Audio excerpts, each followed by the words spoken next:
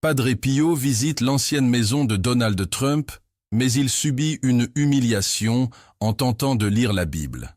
La nouvelle arriva de manière inattendue. Au milieu de sa retraite spirituelle, Padre Pio reçut une invitation qui le laissa perplexe.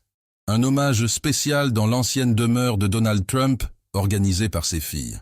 Le magnate, connu pour son pouvoir et son influence, n'était plus vu en public depuis des années, mais son héritage continuait de résonner dans les couloirs de la politique et du monde des affaires. Malgré une hésitation initiale, Padre Pio sentit dans son cœur qu'il devait accepter.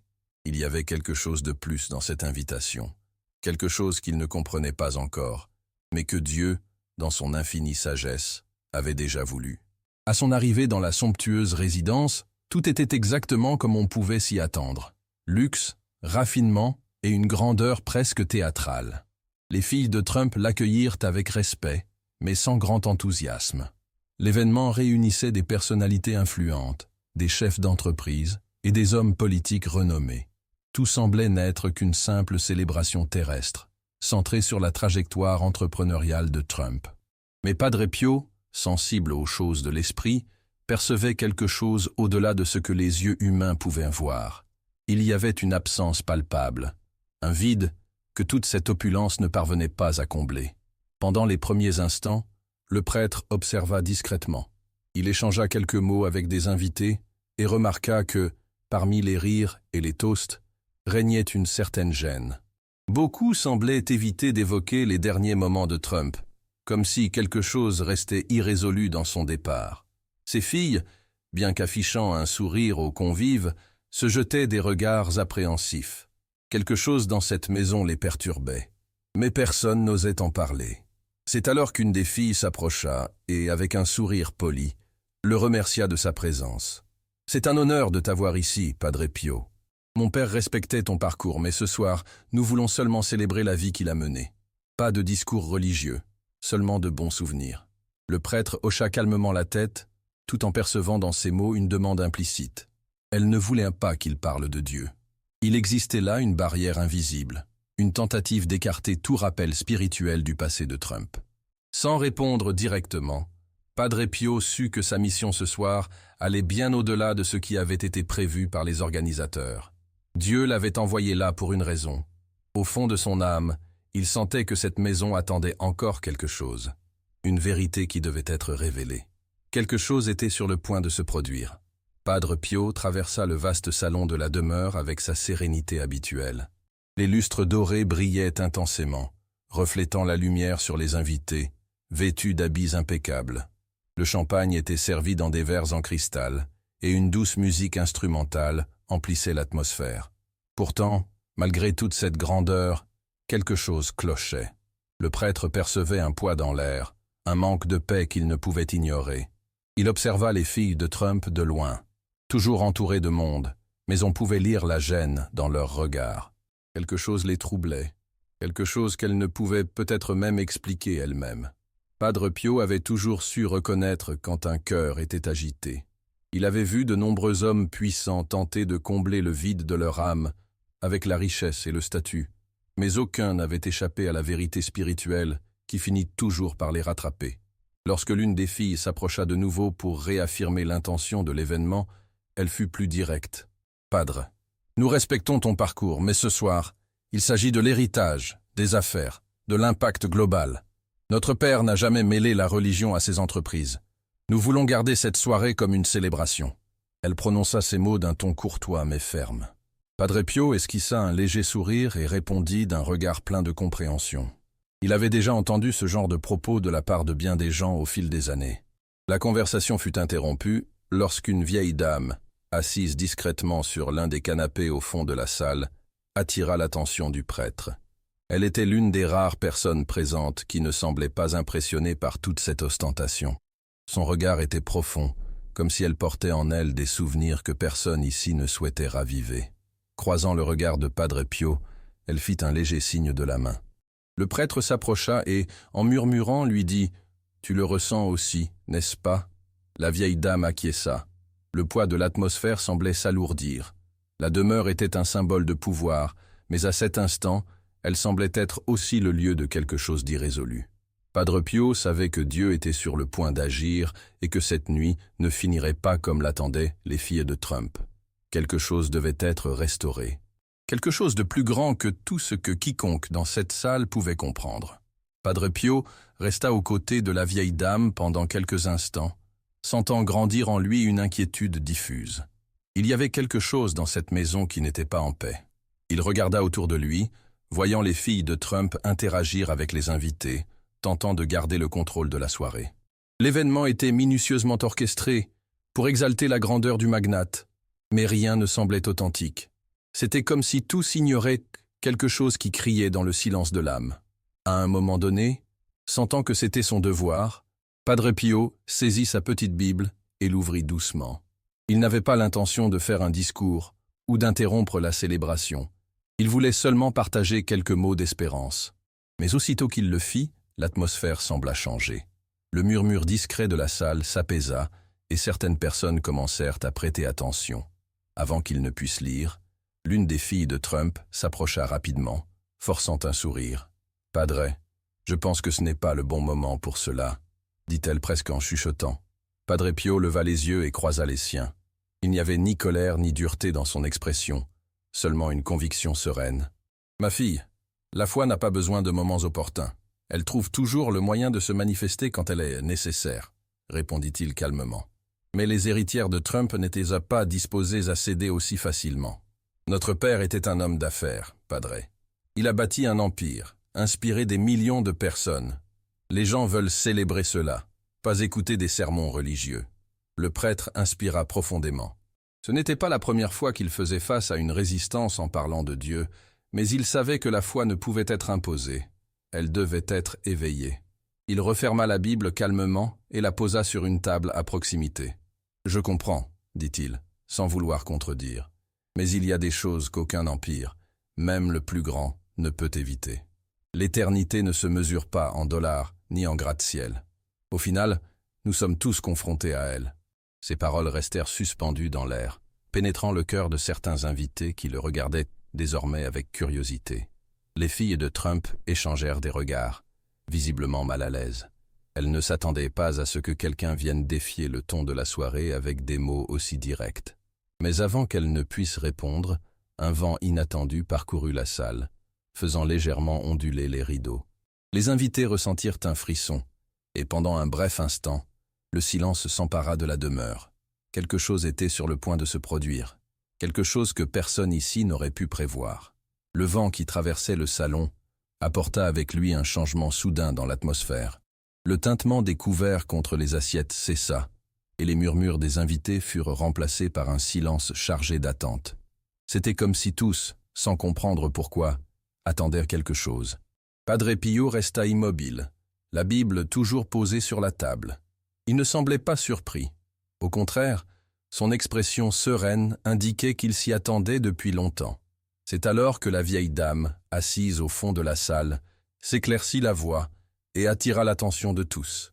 Sa voix était faible, mais elle dégageait une autorité inhabituelle. « Peut-être devrions-nous l'écouter » dit-elle lentement, regardant droit dans les yeux des filles de Trump. Ce simple commentaire les fit échanger des regards inquiets. « Avec tout le respect que je vous dois, madame, ce soir, il s'agit de notre père, de son parcours et de son héritage, » répondit l'une d'elles, en essayant de garder son calme.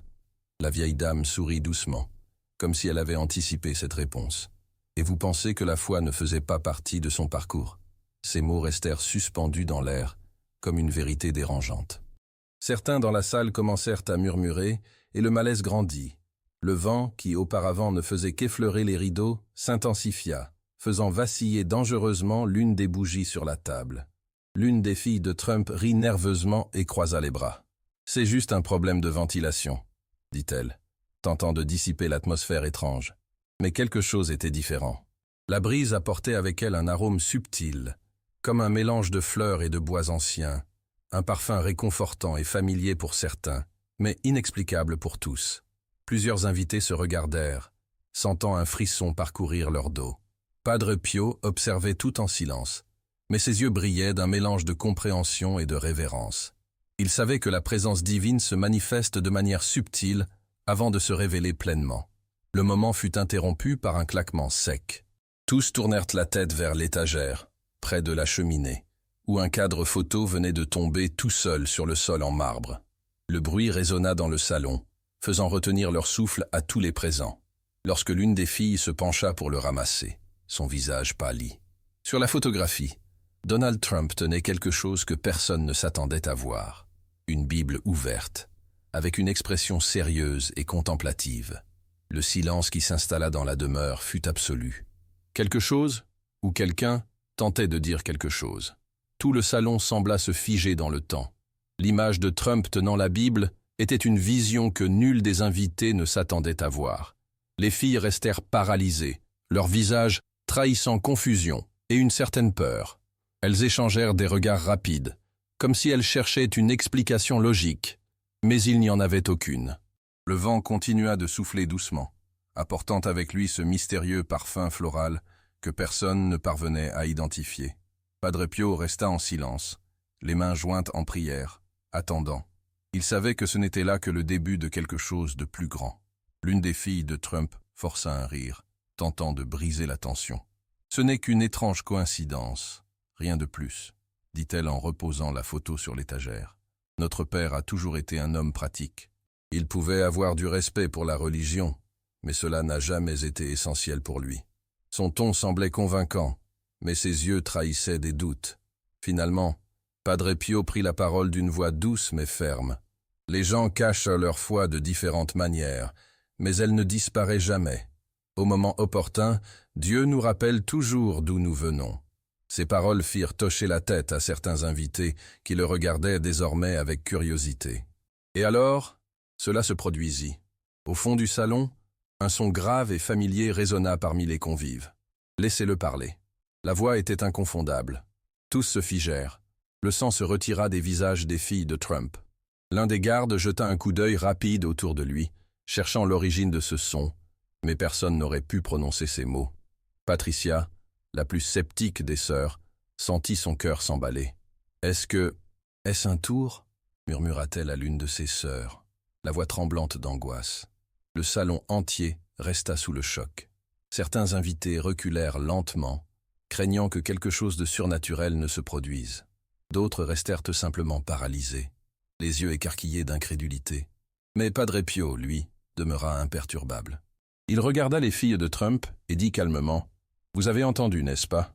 Elles ne répondirent pas, mais la peur dans leurs yeux confirmait la vérité. Quelque chose d'impossible venait de se produire. La tension fut rompue par un bruit soudain. Les portes-fenêtres qui donnaient sur le balcon de la demeure s'ouvrirent toutes seules, comme si un vent invisible les avait poussées. L'arôme floral s'intensifia, se répandant dans tout l'espace. Certains invités retinrent leur souffle, sentant un frisson parcourir leur dos.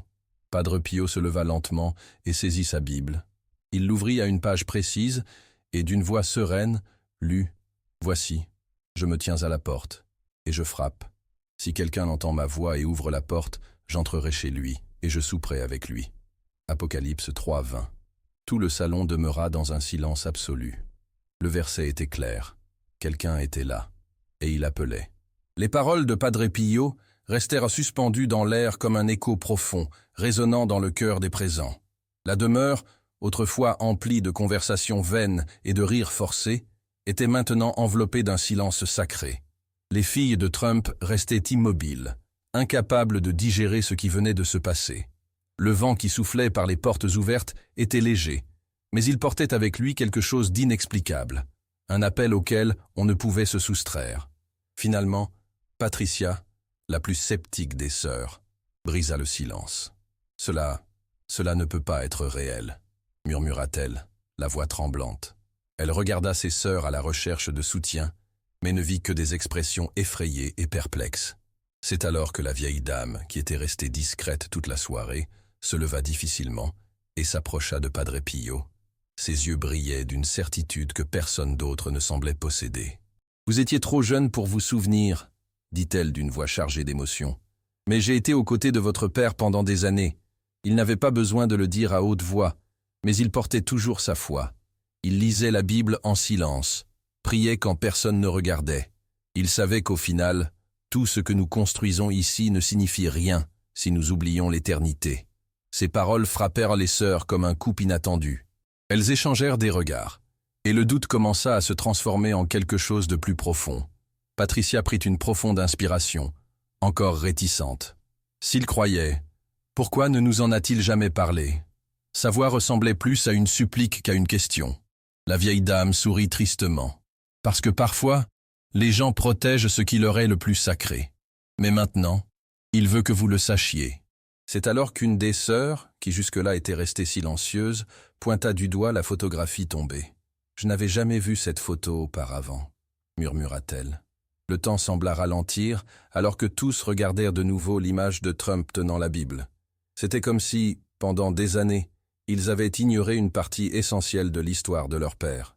Padre Pio ferma les yeux un instant, puis les rouvrit avec une lueur sereine. La foi ne doit pas être forcée, mais lorsque Dieu nous envoie des signes, il nous appartient de décider si nous voulons les voir. Les filles de Trump ne dirent rien, mais quelque chose dans leur regard avait changé. Elles n'essayaient plus seulement de comprendre. Pour la première fois, elles ressentaient. La demeure, autrefois remplie de voix et de toasts, était maintenant enveloppée d'un silence porteur de sacré. Les filles de Trump, encore visiblement secouées, semblaient emporter dans leurs yeux une nouvelle étincelle, un mélange d'émotions, de doutes et de découvertes. Pour la première fois, elles se trouvaient face à une vérité qu'elles n'avaient jamais envisagée, la foi même de leur père. Patricia regarda à nouveau la photo qu'elle tenait dans ses mains. Le père, qui avait toujours été un symbole de force et de pouvoir, lui apparaissait désormais différent. Serait-il possible que, pendant toutes ces années, elles aient ignoré le côté plus humain de Trump? Elle leva les yeux vers Padre Pio, d'une voix hésitante. « Je ne sais pas quoi penser. » Le prêtre sourit patiemment. « Il n'est pas nécessaire de réfléchir. Il suffit de ressentir. » Ces mots restèrent suspendus dans l'air, chargés de sens. C'est alors qu'un nouveau son se fit entendre dans la salle. Un léger craquement. Tous tournèrent la tête vers l'étagère. Un second cadre, qui jusque-là était bien fixé, glissa et tomba sur le sol. L'impact fit sursauter certains. Patricia se pencha pour le ramasser, le cœur battant la chamade. En retournant le cadre pour voir la photo, elle sentit un frisson parcourir son dos. C'était une image ancienne, que aucune d'elles ne se souvenait avoir jamais vue. Trump était assis dans son bureau, et sur la table devant lui reposait la même Bible que tenait désormais Padre Pio. Les sœurs échangèrent des regards, complètement sans voix. Puis, soudain, un doux son parcourut le salon. Un rire profond, familier, chargé de nostalgie. Le rire de Trump. L'air sembla se figer un instant. Les invités retinrent leur souffle. Patricia se couvrit la bouche de la main, les yeux embués de larmes. « Père » murmura-t-elle, la voix tremblante. Le vent souffla doucement une dernière fois et les portes, qui venaient d'être ouvertes, commencèrent à se refermer lentement, comme si quelqu'un s'en allait. Padre Pio regarda les sœurs, l'expression sereine. « Il n'est jamais loin », dit-il doucement. « Il attendait seulement que vous soyez prête à écouter. » Patricia prit une profonde inspiration, serrant la photo contre elle. Son cœur, qui était auparavant empli de résistance, s'ouvrait désormais. « Lis », dit-elle presque en chuchotant. « Lis encore une fois. » Le prêtre hocha la tête et rouvrit sa Bible. D'une voix apaisante, il déclara « Venez à moi, vous tous qui êtes fatigués et chargés, et je vous donnerai du repos. » Matthieu 11, 28. Tout le salon resta dans un silence complet. Mais c'était un silence différent désormais. Il n'y avait plus ni peur, ni doute, seulement la paix. Patricia et ses sœurs ne dirent plus rien, mais quelque chose en elles avait changé à jamais. Padre Pio sourit doucement et referma sa Bible. Sa mission ici était accomplie. Si cette histoire a touché ton cœur, partage-la avec quelqu'un qui a besoin de ce message de foi. Abonne-toi pour d'autres histoires inspirantes de miracles et de dépassement. Rejoins notre communauté pour renforcer ta foi et t'inspirer de témoignages authentiques.